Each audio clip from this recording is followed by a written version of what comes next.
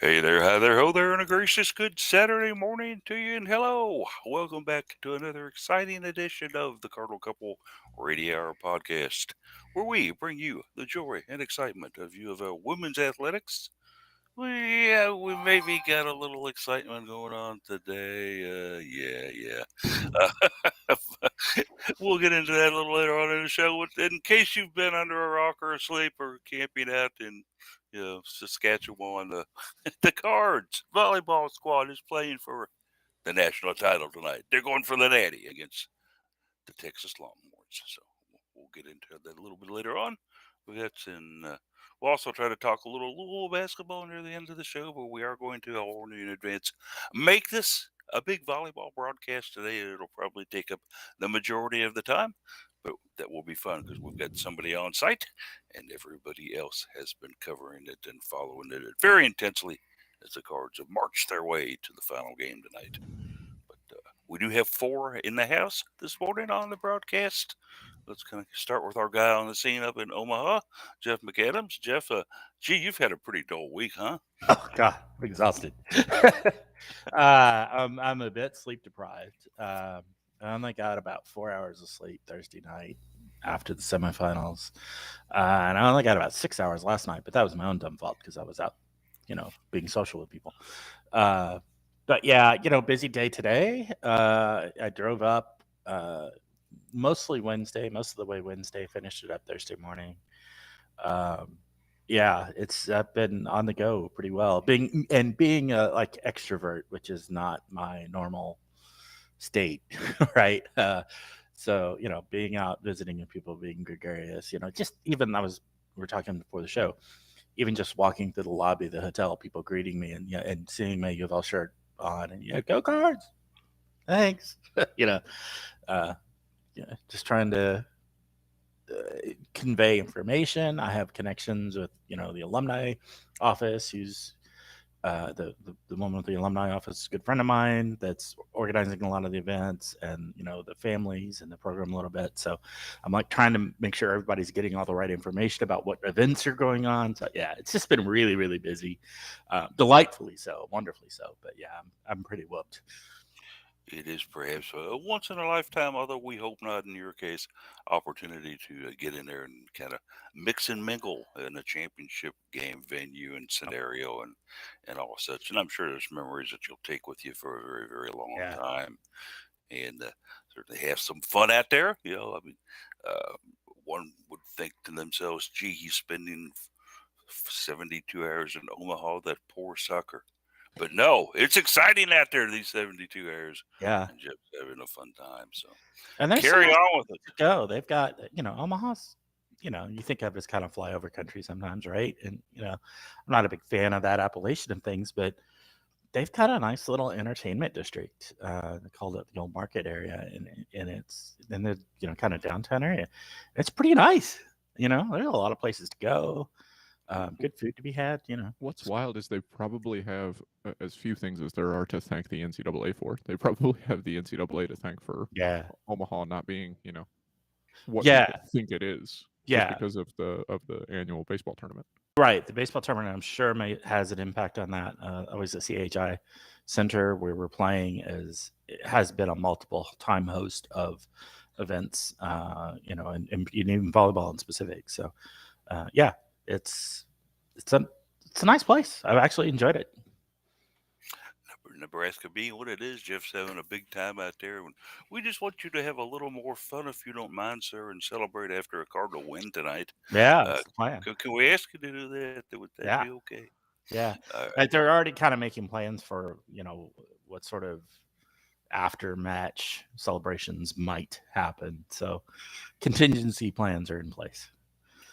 Throngs of wild Cardinal fans go streaming through the streets of Omaha shouting. Oh, well, probably not. But you'll Well, have a fun celebration indeed, yes. yeah. Well, the nice thing is the celebrations would be like at the team hotel, which is not quite directly across the street from the CHI Center. It's kind of like catty corner across an intersection. So at least it's close and easy to get to, and you just walk across the street basically and get there. So Jeff was also explaining to us a little bit earlier how he, as he sometimes does on an opponent's timeout, he will run down and lead the Cardinal fans in the Cards cheer. And then he said that one of the most interesting things he saw was the Nebraska folks who were in the audience, and most of them, guessing, dressed in red, trying to figure out the mechanics of doing the Cards Yeah. cheer. Yeah, we certainly appreciate it. We definitely have. I think we're definitely going to end up having effectively a home court advantage tonight. The Nebraska crowd is overwhelmingly in support of us, in particular in support of Danny Bestman Kelly, obviously kind of their hometown hero. But I think maybe even more across the volleyball community at large, I think you got a lot of people that just don't like Texas. So, I think we're going to end up with a pretty overwhelming crowd support tonight. And you got to love that in a championship game if the majority of the crowd is behind your squad. Yeah, I will say there was a couple of people, all the families and guest pass lists were to the right of where I was standing when I was leading the cheer. To the left of me, there was a couple of people there, mother-daughter, and I realized after the match was over and I left, I was like, oh, that's one of our signees for next year. She's going to be on the team next year. So, yeah, it's good to see her. I promise I will recognize you next time I see you. So, and what a great experience it had to be for her, too, being up close and personal, watching yeah, near the front row, yeah, as the Cards were. Yeah, because they were probably third or fourth row. Yeah, so they had really good seats. We actually, Sonia and I actually saw you on the broadcast one time as they kind of centered you in the middle of the screen before they went away to commercial. But yeah. And I don't think there was any commentary. I think that you had stunned Katie and the other announcers. I was almost sitting almost directly behind where Katie was sitting on the sideline, so it was amusing. And we tend to try to follow Katie wherever we can whenever she's on TV, just because of the attraction there. But her interview with Danny and Claire after the match was just amazing. I mean, it was brief, but she had an interview earlier in the broadcast too with the Pittsburgh coach, and I think she baffled him with a question. She was kind of sitting there going, duh, scratching his head, and then said, I'm not really sure. But, that's Dan, so Jeff out there reveling in the fun of Midwestern America, but we've also got Jared on the broadcast, and Jared told me the other day that he was living on ibuprofen and Coke lately. I'm hoping he's talking about the soft drink and not the white powder. But, welcome in. Be an interesting mixture if it wasn't. Yes, it would, wouldn't it? It's like, I'm feeling bad. I'm feeling good. Oh, I'm feeling bad. Oh, I'll tell you. Yeah, What's not up, sure Jay? I'd be up. Don't think I'd be on my own 2 feet if it was a mixture of ibuprofen and a white powdery substance. No, it was Wednesday was certainly a long day after watching women's basketball win at Freedom Hall against Bellarmine. I talked myself into going down to men's basketball against Western Kentucky with plans of leaving early there. Then when UofL had a halftime lead, I stayed, got to see them win, got home after midnight, went to bed after 1, up with work. And then Thursday, obviously, another late night watching the volleyball Final Four, watch Texas San Diego, and then watch the Cards pull out a 5-set thriller. So thankfully, last night I actually got to go to bed at a reasonable time, and I guess we'll see how long this match goes tonight, how quickly I get to bed. But I did get a little bit of sleep and still running on McDonald's Coke anyways. There you go. McDonald's now cocaine. No, McDonald's. Having not drank soft drinks in quite some time, I just remember the Big Red at White Castle and how good it was. But anyway, wool gathering there. Case in the house with us as well. Case been following all this intently and has the article today at the Cardinal Couple website about the impending match this evening between Hook'em Horns and Go Cards. Case a good write up on that. This has been quite a whirlwind stop for the Louisville base, hasn't it? Yeah, it's been. I wrote about it since that Texas match in 2019. Louisville's kind of been getting ever closer. The only variable is time, as the great Howard Schnellenberger would say, and it seems that way as every year almost seems like one step closer to a national championship. So, just 3 years after that first, I think it was first Elite Eight appearance, with the win over Texas, and now here we are facing them again, and it's going to be exciting. I didn't have the broadcast audio turned on. I was glad that I didn't, because when the Cards kind of just threw away the fourth set and dread started to set in for me a bit, I was glad that I didn't have to listen to them talk about it. And then the fifth set was much more exciting. But yeah, it was a late night. I did not. Well, it was more exciting as a Louisville fan who wanted them to Yeah. win, right? I mean, Oh, no, yeah. it was not a particularly exciting like match or set of volleyball, unless you're, one team being dominant is exciting, which it can be. Yeah, Everything that Louisville did was kind of exciting. It was a great rating interest. It wasn't really all that competitive of a set. But yeah, anyway, Not more on that in a competitive, minute. but exciting. Yeah. Yeah. Yeah, because I was sitting there like, man, we had the opportunity, we didn't get it. Now we got to play for the fifth set. Oh Yeah. boy, let's hope we can come out. And then it's like 5 minutes or 10 minutes later, it's like, is this really happening? Am I watching like a review of something from years ago? Are we Hey, actually up 8-0 here? when Texas took more than 3 sets against San Diego, so then you knew Louisville was starting late anyway. You're like, oh, jeez. Yeah. And then the fourth set, they got a big lead. You're like, all right, I'm going to get to go to bed. And then they blow the lead. And you're like, okay, please. Like, I have to stay up again. So Louisville really was just doing everybody a favor by completely obliterating Pittsburgh in that fifth set by letting everybody go to sleep. Because if it was competitive, then you got longer time. I mean, they only played 17 points. Right. There are a lot of office managers and business owners who are lambasting the Louisville volleyball team because they had sleepy employees showing up the next day. Guess what? We're celebrating right now. Deal with it. Yeah, deal with it. As for me, a fun week, an interesting week. Of course, I was able to have Jared join me out at the historic Freedom Hall to watch Louisville women's basketball against the Bellarmine Knights. And I was talking with their Bellarmine SID out there. And he said, we normally get about 300 for a game. So this is big for us. Yeah. And there was about 3,000, I think, in attendance there. Mostly Cardinal fans, yes, but still it was good to kind of see that lower bowl in Freedom Hall. Pretty well packed and pretty well crowded, and brought back some great memories just going back in there again and sitting in that atmosphere. And they've done some changes, and I think, Jared, you probably agree with me that some changes for the good, except for that stupid ramp they've got leading up to the locker rooms and the media room, which with my mobility issues, I had a hard time negotiating that with no rails or anything, but it looks beautiful in there. I mean, Jared, that would be a fun place to play, wouldn't it? I mean, if we weren't in the KFCM Center. Honestly, I think I would prefer to play in Freedom Hall, and I think some of that even stems back to the Volleyball Sweet 16 Elite 8 last year. And Freedom Hall is a concrete-heavy setting with a low ceiling, so your sound is really going to resonate and stay put, which just, in terms of acoustics, makes it sound louder than it is, as opposed to the KFC Center where you've got a lot of padding and carpets that are going to absorb that sound, and the high ceiling, so the sound will kind of go up in the rafters and disappear. So I think sometimes the crowd noise can get drowned out just a little bit at the Yum Center at times. So that's one of the reasons I like Freedom Hall, is just because I think it really adds to a true like home court advantage atmosphere.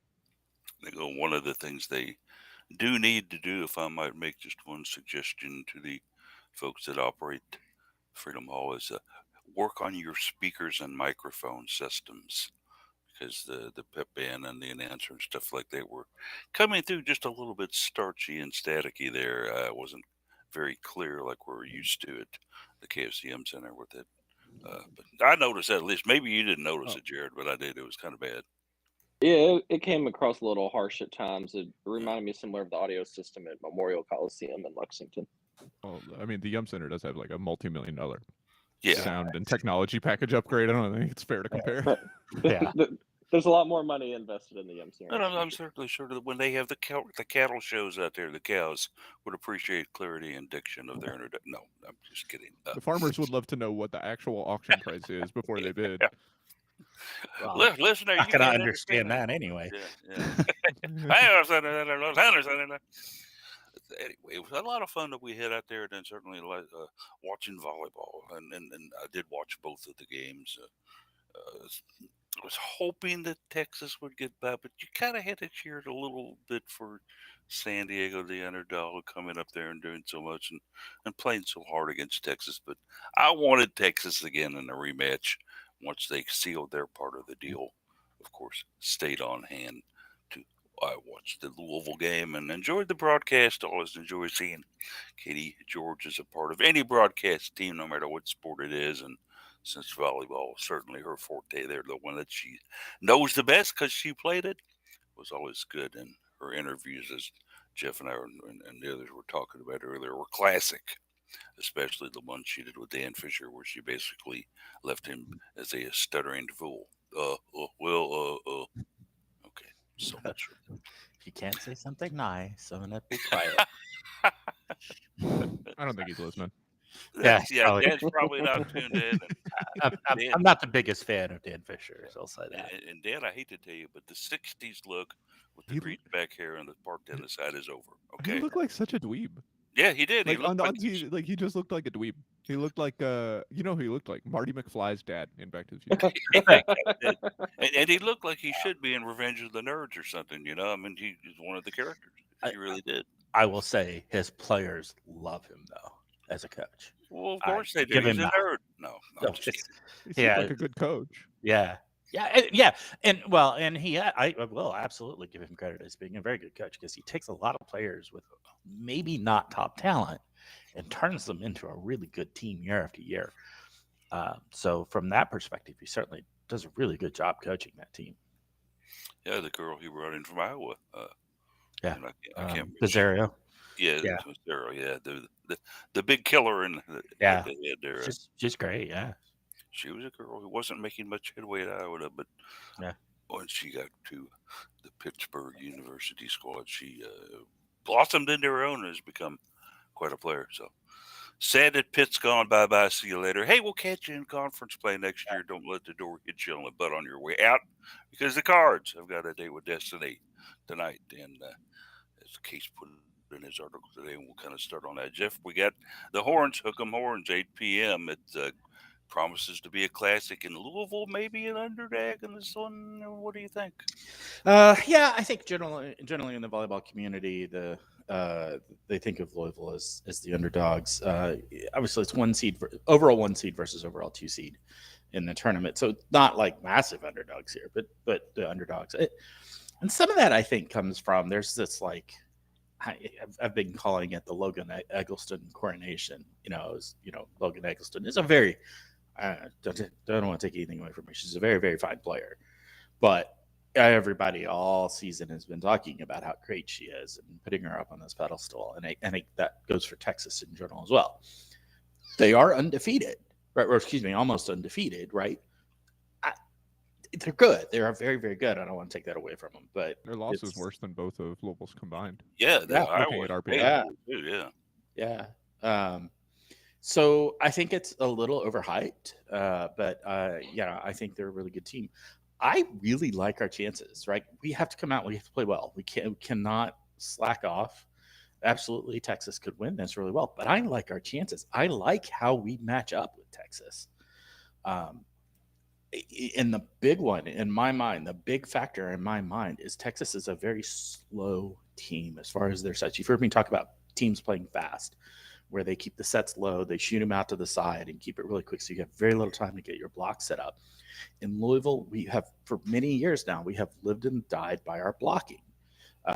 For almost as long as I've been a season ticket holder, back to Linda Yellen days, right, as a coach. If we can get our block engaged, we win games, right? If we can't get our block engaged, we really struggle. And then faster teams make it hard to get that block up in time.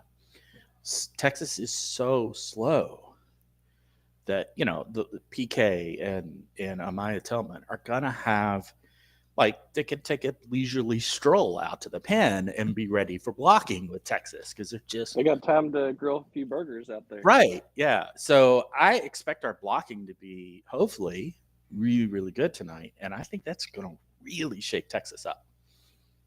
And certainly anything we can do to knock them off kilter.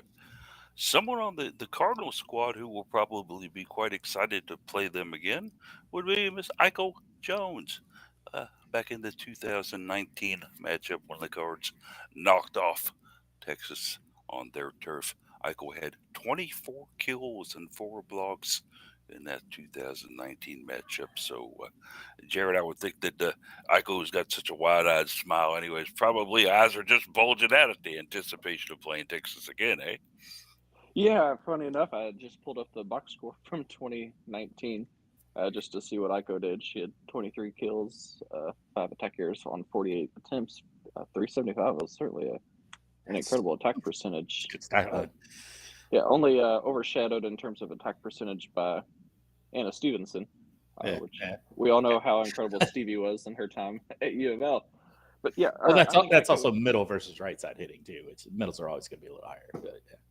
And Aiko's been a little streaky lately, it seems like, where she'll go on these nice hot runs, cold runs, and I think that we're going to need to see hot Aiko tonight. Texas isn't a team that's going to allow us to get cold for a few moments like we did against Pitt. I think they'll punish us a lot more than Pitt would have. I'm fully confident in all the players. It just kind of depends how some of these streaky things go, and I think Aiko's ready to have another rematch against Texas and have another impressive performance like she did back in 2019. And in case we know the major names here, of course, Jones, Tillman, obviously Chauncey, Anna DeBeer, but somebody who has kind of stepped up in this past few weeks, actually most of the season, but lately you've really been noticing PK. I'll call her Queen Kong, not King Kong, who has stepped in and really done a wonderful job for Louisville in the middle. I mean, she's been incredible, and I think that the match against Pittsburgh is the biggest indicator of that. You couldn't not see her in that match. She was dominant. She had, pull up the stats here, 9 assisted blocks, 2 solo blocks. She was incredible. She had the 1 kill on. I just remember it. She had 5 kills on the match. 5 of 12 with 1 error. Not the greatest, but her impact was definitely felt elsewise.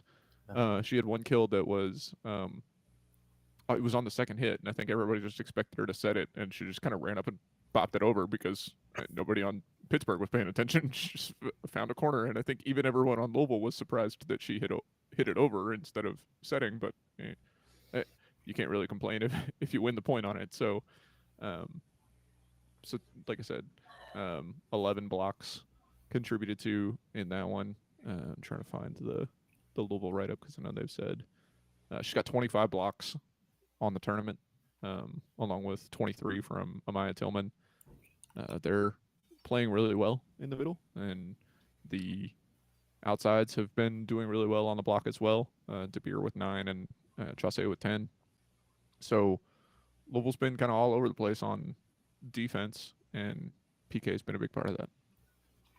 You know, Jeff, when we look at Texas, I think one of the main players that comes to most people's mind when they look at the squad is Eccleston and the career she's having. But they've also got Madison Skinner, who was on that UK national championship team from a couple of years back on their roster.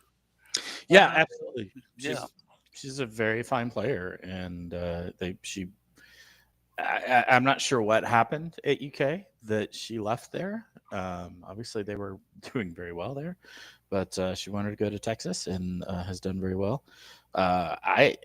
She's tough to stop. That 1-2 punch of her and Eggleston is really potent. So I'm not thrilled about seeing her again. I would have kind of, liked if she'd still been at UK, but that's all right. But it's just more examples. Maybe not. We went to 5 with UK this year. Well, that's true. It's just more examples of, like case you were talking about, wrote about in the article about how these two teams have just kind of been circling each other for several years now. In just one of those many connections holding them together. So. A couple of sharks circling in the water waiting for the kill, but the Cards, of course, just didn't get automatically anointed to play into the final game. They had to win in the semifinals, and certainly they had the what people were calling the real battle for the ACC championship, the third time that Louisville and Pitt faced each other. A contest that I think we all kind of maybe fear a little bit here because, okay, we won at our place, they won at their place. It's a neutral court, it's Final Four, yada, yada, yada. But the Cards were able to take this one 3-2, Jeff. And of course, you were there to see that. Just some of your thoughts and recollections on that win over Pitt to get to that national championship. It was really back and forth. Exchanged sets the whole way. We won the first, third, and fifth, so we alternated sets. There was, volleyball is a game that really depends is heavily on momentum. Momentum is a big thing in volleyball, Louisville. I think we really felt like we had momentum playing through most of the fourth set and could have won it in the fourth set. But then Pitt kind of snatches it back and shifts that momentum back right at the end and sneaks off that win in that fourth set. There was a lot of sinking feelings in the crowd, I know, at the end of that fourth set because, not only, does that tie the match back up and you're now going into a fifth set, short set where you don't have as much time to make mistakes or whatever, but also it was very clear that Pitt had that momentum at that point. So, what's going to come out in the fifth set? Are they going to carry that momentum? It's really hard to shift that in a quick set break like that. Because that fourth to fifth set break typically ends up being a little shorter than the others because they don't switch sides, right? So you don't have all that movement and the time it takes to do that. So the set breaks are a little quicker between the fourth and fifth. So it's a little easier to carry over that momentum in that set break. So, and then the fifth set happened, and wow, that's all I can Everybody's say. like, what were we worried about? Yeah. I've always found it fascinating that volleyball is a sport where they actually pack up and move after a set. Could you imagine if they were doing that in women's college basketball after the first quarter? Walls and his contingent get up and walk, right over to the other side where, let's see, Coppin State was sitting. The Coppin State moves to where Louisville was sitting. Well, imagine doing that in football where all the whole teams are passing past each other. They could today. They're unsynced. I know, right? Well, yeah. But think about the interactions that might happen there. In football, there would be a melee break. Yeah, right. They'd have to call in, security and the cops. Yeah, those two they're going to have to put an 8-foot tall wall. I didn't see that on the site plan for the Fenway Bowl, but they're going to need it. Ooh. The Green Monster, though. Will they tear down the Green Monster? We'll see what happens. One of the things I think, though, going into this fifth game, nobody expected the Louisville would do what they did in this fifth set, Jared, especially the blocks early on. I mean, Queen Kong was up there blocking stuff. We had all kinds of stuff going on. Josh Hay got a kill. Kong doing back-to-back blocks. And before we knew it, it was 8-0 here, right? Yeah, talk about shocking. I'm not sure I've ever seen just like a fifth set with a score like that, 15-2 ever. But it was certainly clear after the first 3-4 points that momentum was quickly moving Louisville's favor again, and you could see a little bit of panic on the Pitt's players' faces there. As Jeff mentioned, with that shortened fifth set, you don't have as much time to recover, play catch up, and it was noticeable. And then once you get to 6, 7, 8, you could almost anticipate that the match was over at that point just because of the way momentum was going and the panic that set in. And I think at that point, UofL was feeling pretty invincible. And that's the type of Louisville team we're going to need to see in today. We certainly hope that that's the case. Of course, Claire Chaussee leading the Cards with 25 kills was in that rematch against Pitt, a .429 attack percentage. Anna DeBeer, who several weeks ago we wondered if she would even play the rest of the season, was back out there doing Anna-type things, as I like to say, and I'm sure she's probably never heard this before. Bring on the beer! Well, she brought on it. She had 15 kills in that one as well. Aiko Jones, 12 kills. Jeff, it was a situation of where, we beat Pitt. Okay, we win this thing. Now on to the bigger prize. Yeah, it is. To kind of touch on something Jared mentioned, 15-2. I don't think I've ever seen that either. And in fact, if you extrapolate that out to what the score might have been for a 25 set match, 25-3 or something. 25-3 and a fraction, right? Yeah. If you really do them, if based on the math, right? So somewhere in there between 3 and 4, that like the lowest opponent score I've ever seen in a 25 set match was 4, right? Ever in any of the volleyball I've ever gone to. So that was like on pace for that sort of win. So yeah, absolutely. There's definitely a vibe with this team, though. You're right, Paul. That is it. Okay, that win was great. Let's celebrate, but there's more work to be done. There absolutely is an attitude of, we're not done yet. There's more to this.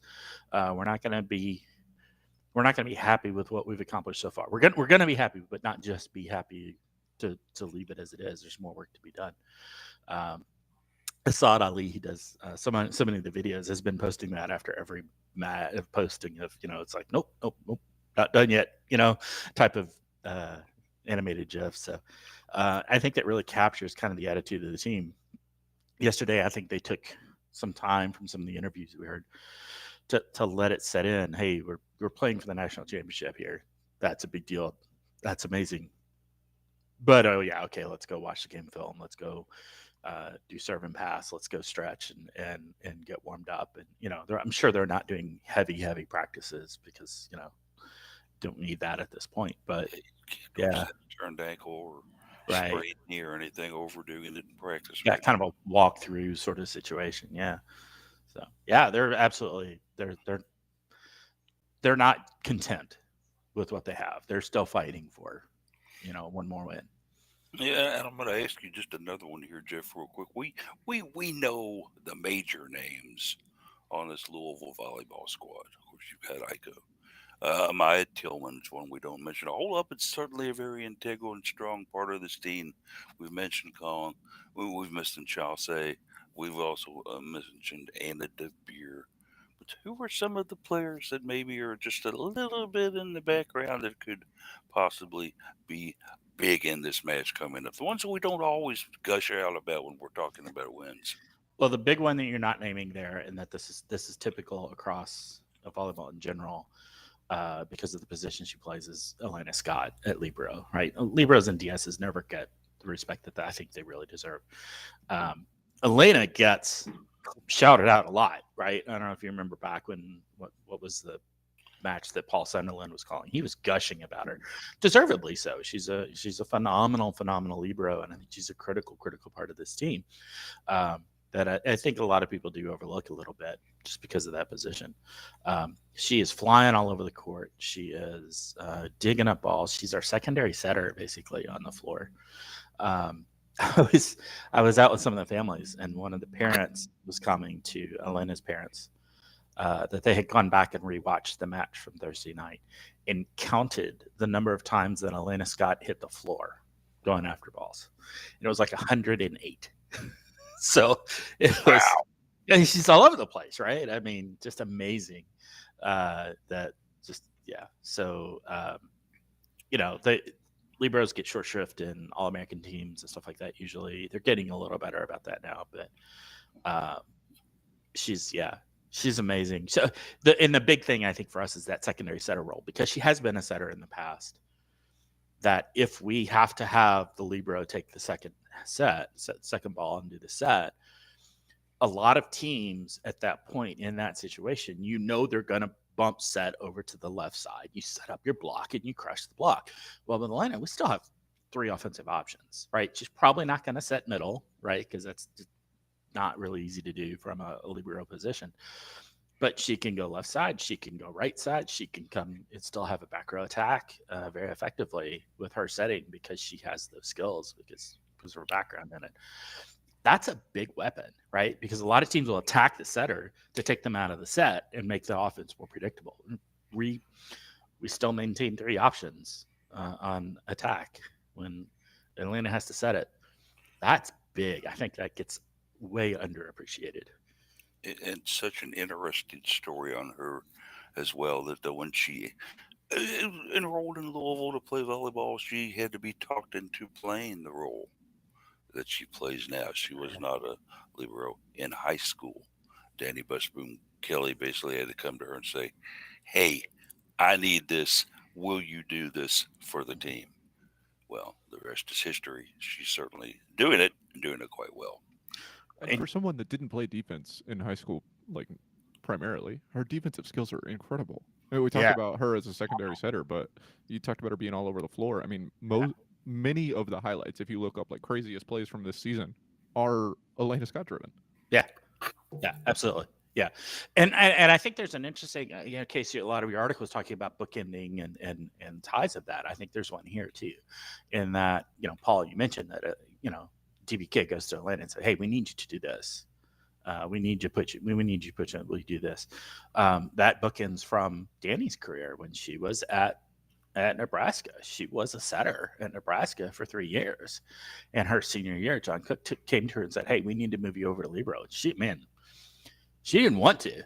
She liked being a setter, but he said, "Hey, we need you to be a libero," and she moved over and played and did a phenomenal job. And of course, went on to win national championship that year with her playing. So, a nice little bookend to that story here as well. Absolutely, indeed, and as we had mentioned a couple times earlier, the role of setter, and Jared, I'll let you talk about this one. We were we had many setters on the roster at the start of the season that were going to come in and compete for that, but one kind of stepped in, a transfer who came into the program and really did a wonderful job for Louisville in the role. Yeah, Raquel Lothro, I think, came in and far exceeded expectations for what we had for her. I mean, we were coming off a really strong setter from last year's team in Tori Dilfer, and Raquel was like, I'm gonna come in and show y'all how a real setter does it." And that's not saying anything bad about Tori. It's just how great Raquel's been this year. I think her attitude has been phenomenal. For photo purposes, she's always out there celebrating, but she's so quick and agile. And I think there's been a ton of points she's saved this year just because she's able to get up to the net and bring that ball back for a serve to get our outside hitters going.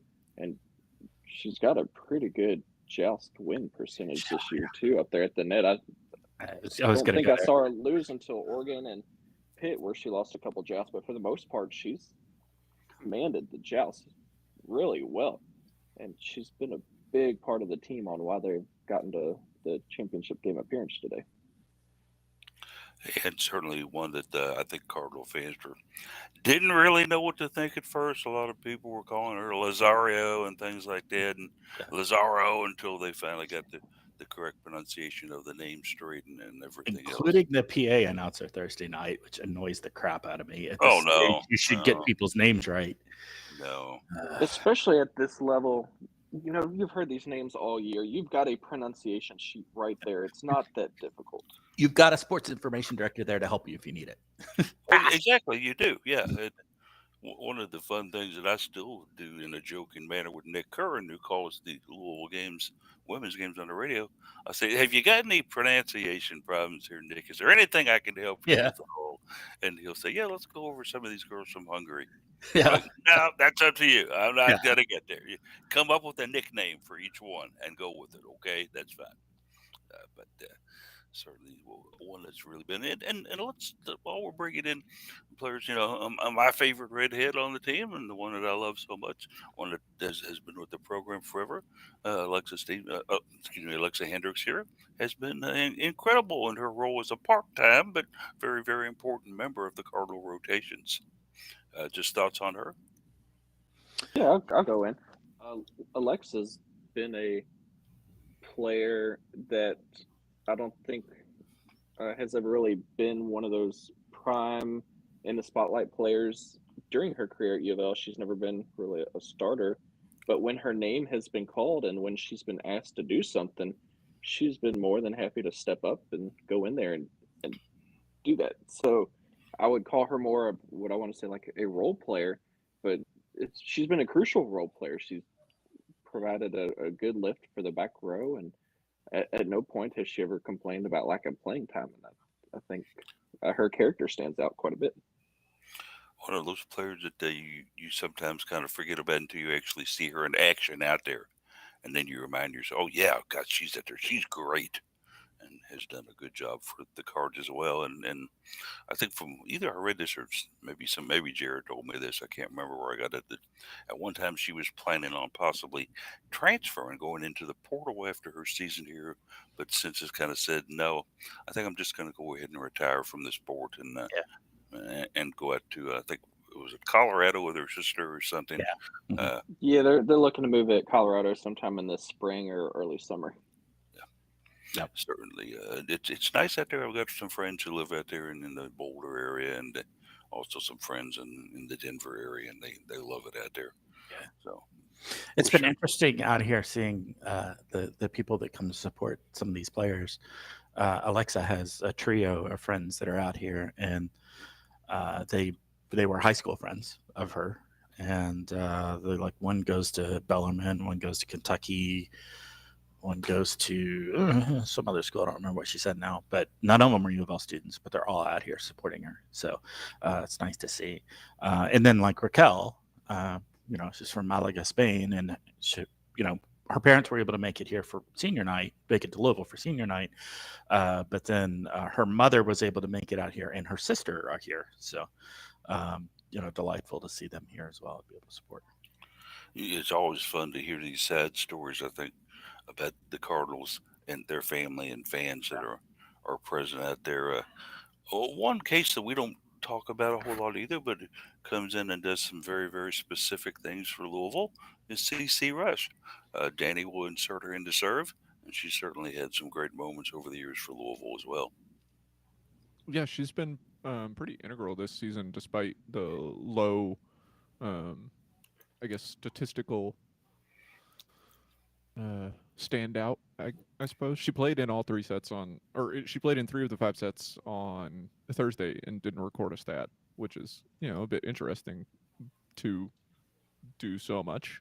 She's played in 30 of Louisville's 33 matches. Played in 79 sets.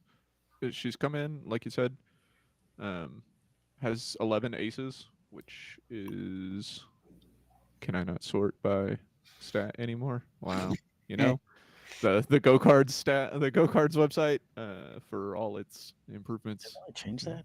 Oh man. Yeah, you can't sort by stat, which is a bit odd. But anyway, it looks like that's,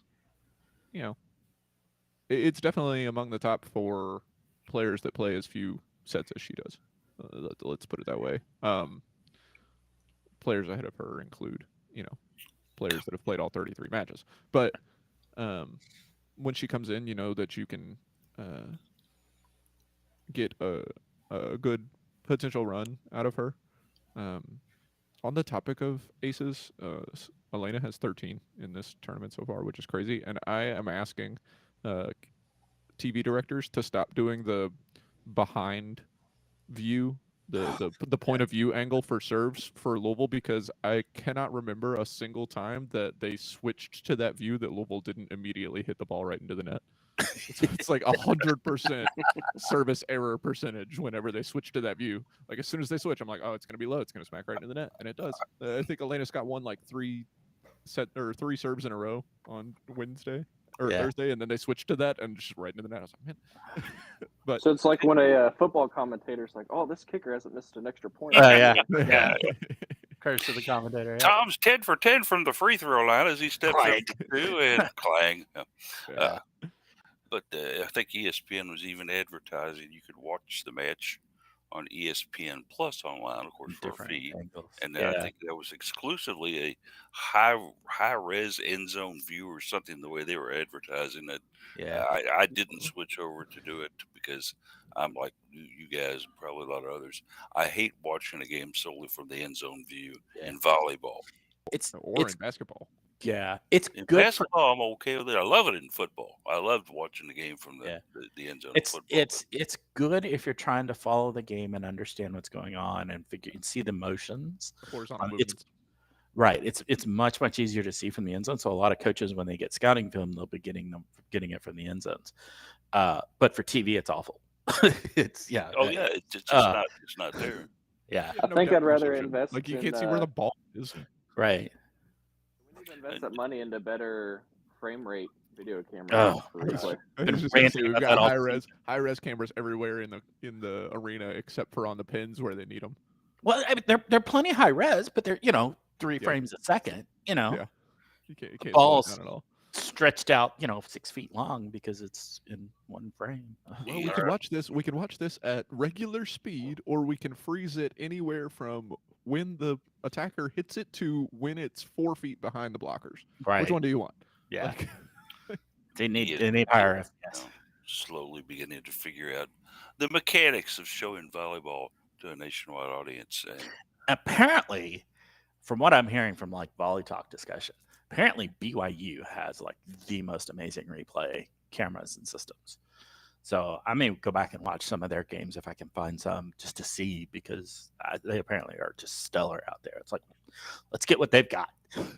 some always very, very good volleyball out there too at their college as Yeah, well. But I remembered at the UofL Kentucky volleyball game this year, I had the great pleasure of sitting next to Kathy DeBoer, who's the director of the AVCA, and one of her pet peeves was kind of watching the replays on certain plays that had happened, and her just going like, no, they're showing the wrong thing here. They're showing the wrong emphasis here.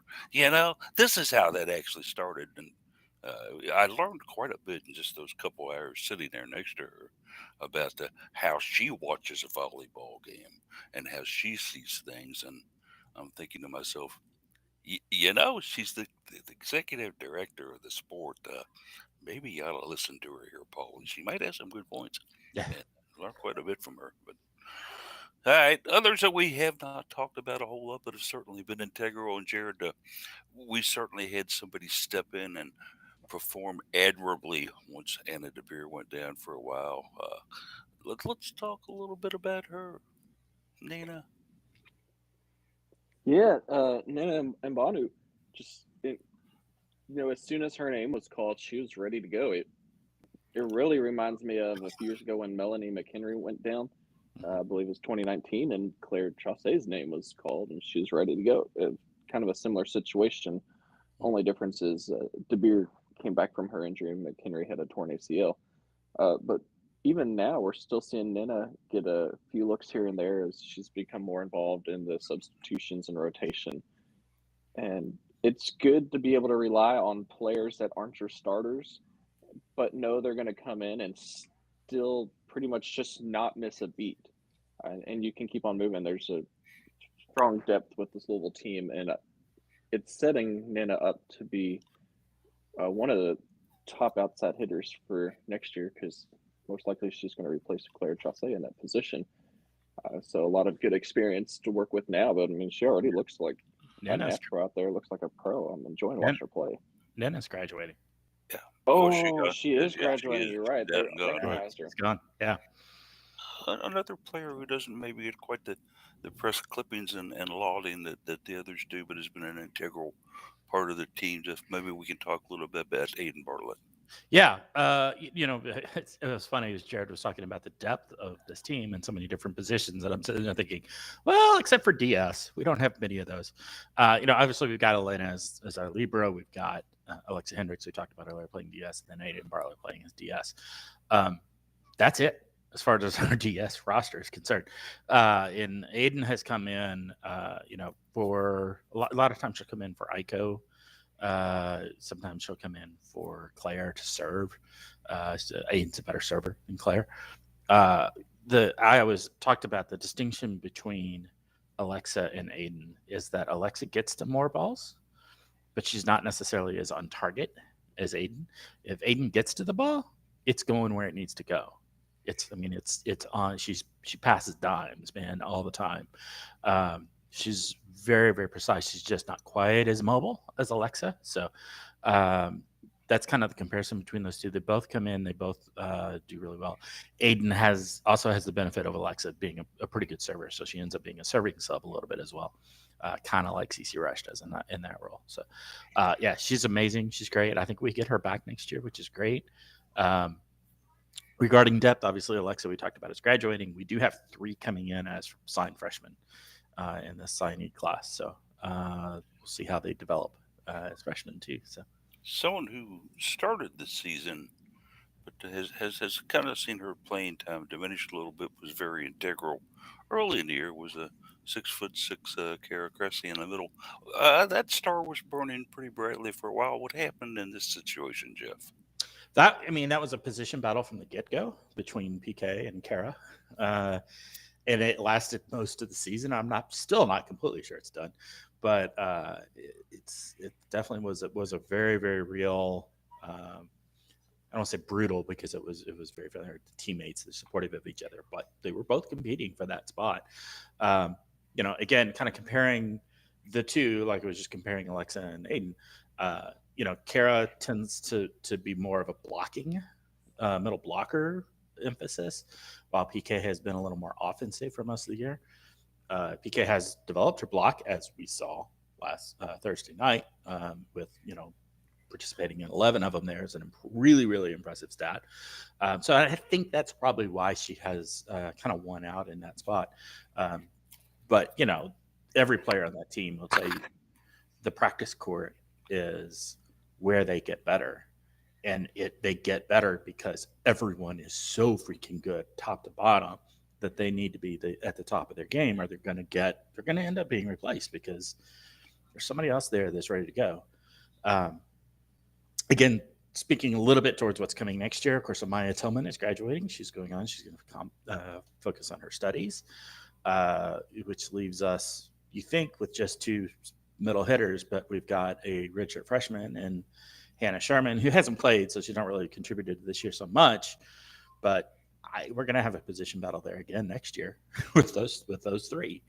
I think probably PK has solidified her role there, but I think we're still going to have a position battle between Kara and Anna next year. So it's crazy to watch this team develop. In the mean and the often, and for now, let's certainly hope that the Cards can get it done tonight, as they like to say, and go get the natty and bring home the win over Texas, as we mentioned earlier. 8 p.m. ESPN2. And Jeff certainly have a fun time about that, and can't wait to read your summation on this in the Sunday Cardinal Double. If I can be coherent after. However coherent it is, I was going to say.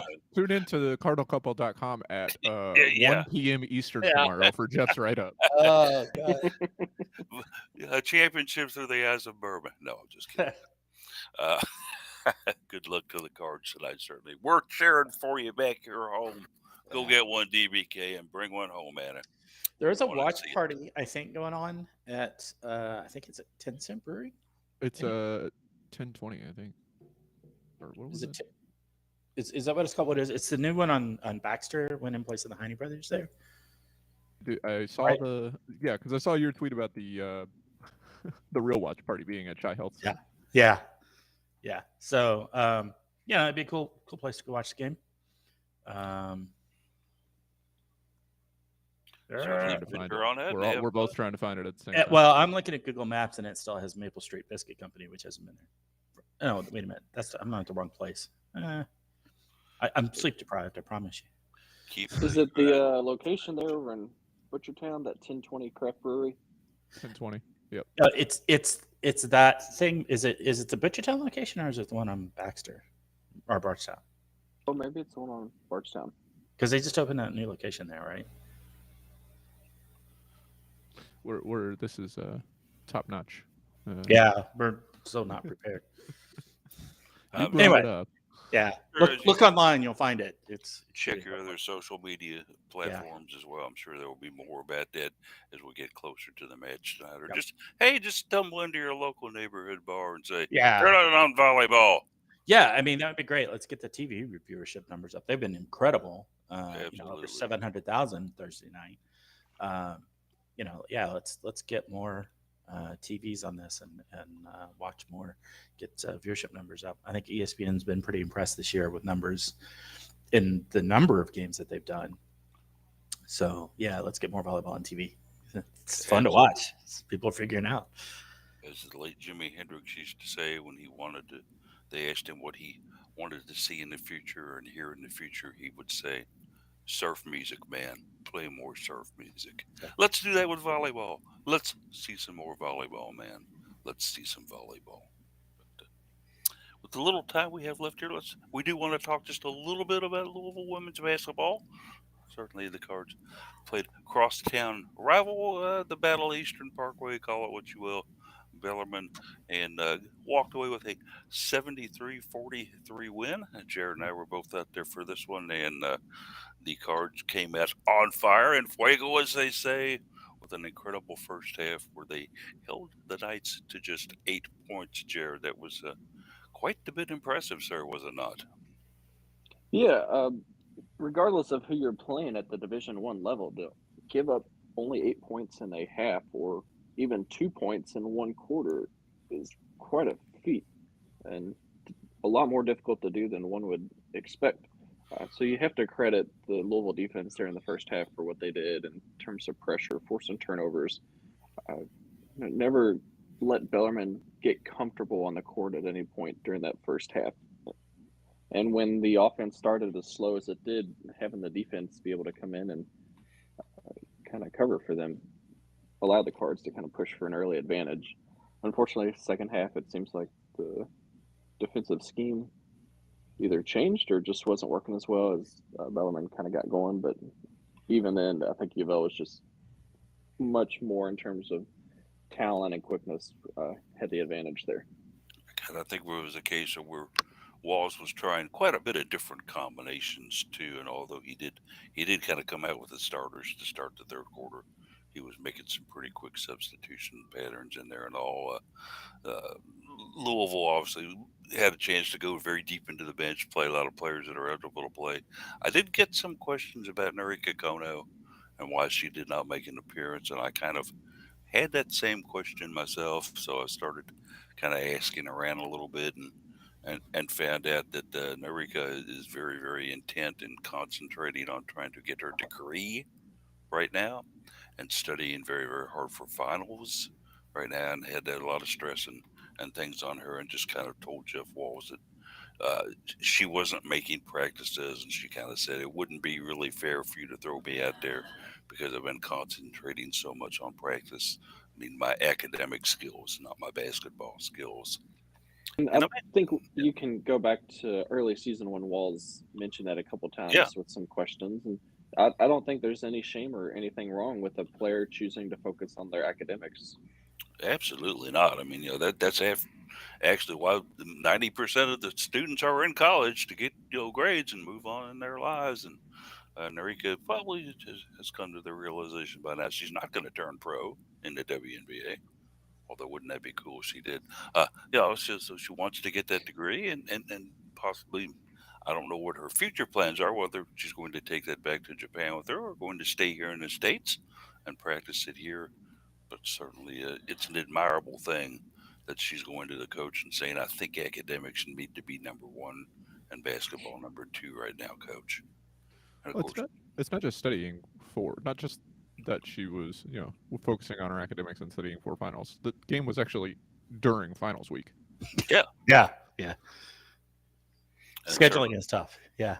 the study that goes into and the preparation that goes into a final. At least back in the day when I was down there, I like to use the old joke. I learned a whole semester of economics in 4 hours before the final. Uh, that kind of knock on my academic career, but anyway, the Cards certainly were fine. Great to play in the old Freedom Hall again. And Chance Dugan, kind of had to feel sorry for her. She's worked so hard with the Bellarmine program and kind of came in a few years ago, successfully negotiated it out of D2 and into D1. Has been with the program lock, stock, and barrel all the way through. And she had a couple of players I think that possibly will turn into really good players as they go into uh, D1 basketball in their time there. They certainly have a powerful center in 6'6" Gracie Merkel. Uh, Dominating in the middle size wise. I don't know her skills maybe a little bit lacking in basketball, but when I saw her walk out there, Jared, I was kind of thinking, man, look at that. There's memories of Shantice Wright, right? Yeah, uh, she she she takes up the whole paint there. Her height, she's great rebounder. I mean, we had difficult difficulties going in for the boards against her at times, and I think even when we wanted to attack the paint, she stood in there and was pretty heck of a defender right there.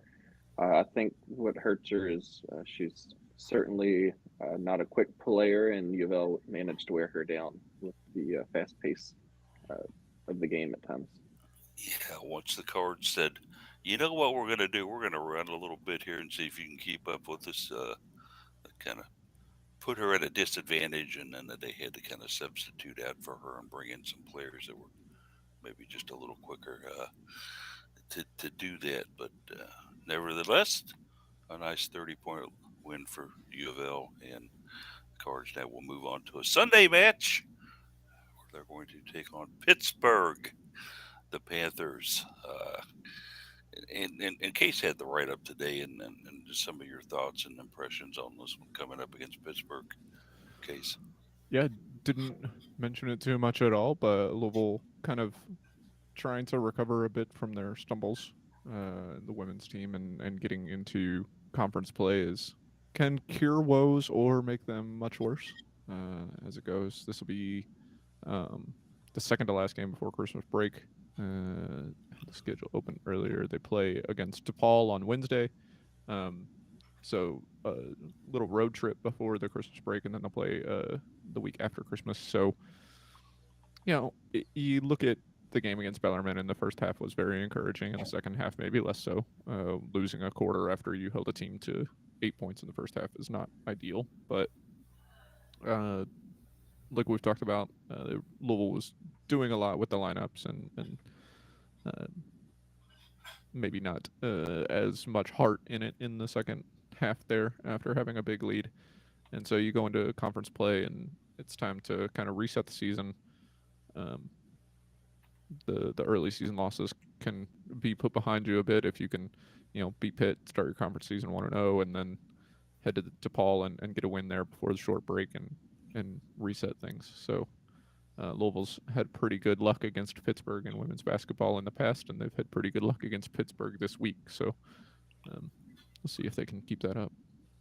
Yeah, this one not quite the rival set that Louisville and Pittsburgh have in volleyball, obviously, but certainly a very important game for the Cards as they continue on their road swing here.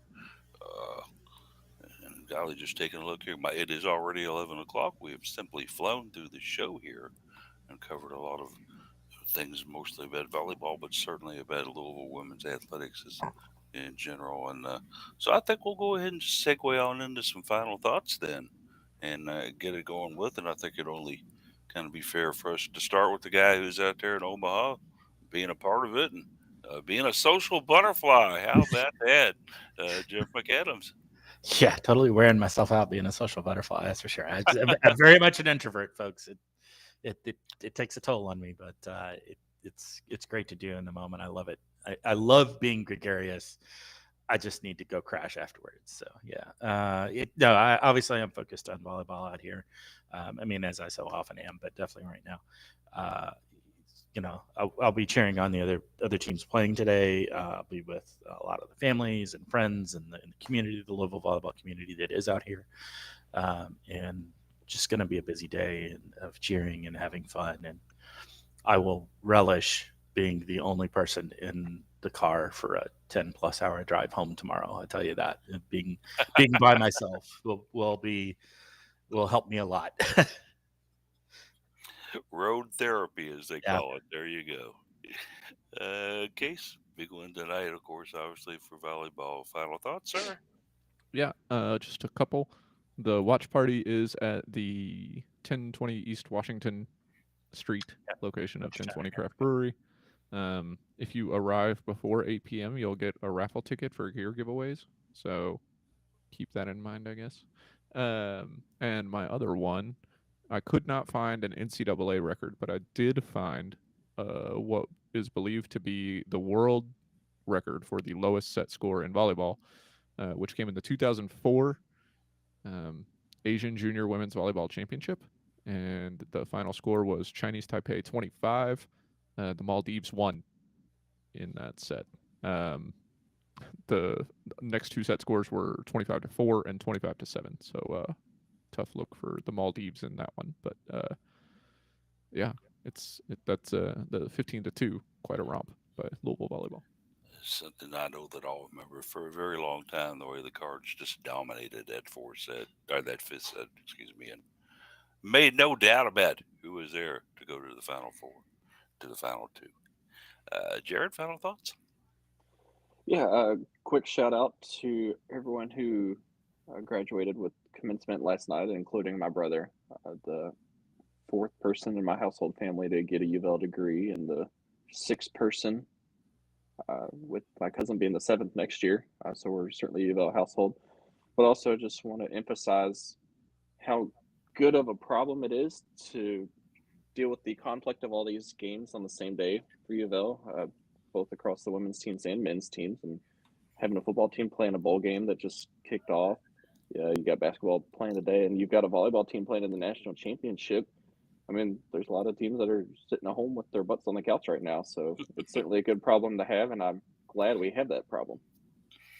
Certainly, though, with the chilly weather here in Louisville today, perhaps it is a good day to simply, as Jared put it, sit on your butt and watch Cardinals on TV. Sounds like fun to me, and I think I will do so. Final thoughts out of me, just a little bit about since we've talked so much about volleyball today, I'm going to kind of just go back to women's basketball for my final thoughts. Certainly, the Cards now getting ready to get it kicking in the ACC, and certainly a conference that has been very, very good for Louisville in past years. I am hoping that the early season kind of burp, hiccup, belch, or whatever have you that women's basketball had is now completed. The gas is gone. We've cleared out the system, and we're ready to get down and start playing the type of Cardinal basketball that we as fans have come to learn and love during the Walls era. Certainly, it doesn't hurt any starting out against Pitt. When you talk about the Cardinals in women's basketball, uh, you certainly think of the successes they've had. Consequently, when you think about Pitt in women's basketball in the ACC, one of the first things you think of is they never win anything. They're not very good. How very different between volleyball and basketball. Yes, that as we had mentioned earlier, there is no rivalry between Louisville and Pitt in basketball. It's simply a one-sided slugger walk. The Cards, I think, 25-2 or something in the series. They'll be in the Peterson Event Center, though, that holds 12,000. Nice. Let's hope that they can get maybe 2,000 in for this one. And on the ACC network, you can catch the ESPN talking heads on that. I'm not sure the two they've got on, but sometimes I prefer to do. I like to listen to this on the radio, especially with Nick and Courtney. And Courtney's such fun as an analyst. I got a chance to sit with her during the Bellarmine game and hear some of the comments that she was making. And what an astute person she is in describing the logistics of basketball.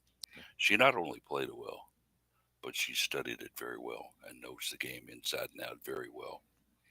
So hats off to you, Courtney. And there's nothing better than getting a Courtney hug when you see her in public as well. So there you go. But hey, thanks to everybody for listening today. We'll be with you again next week. Thinking we'll be going back to our regular 11 a.m. start time unless things develop as they can sometimes do. Until then, everybody have a great week. And as we like to say, go Cards.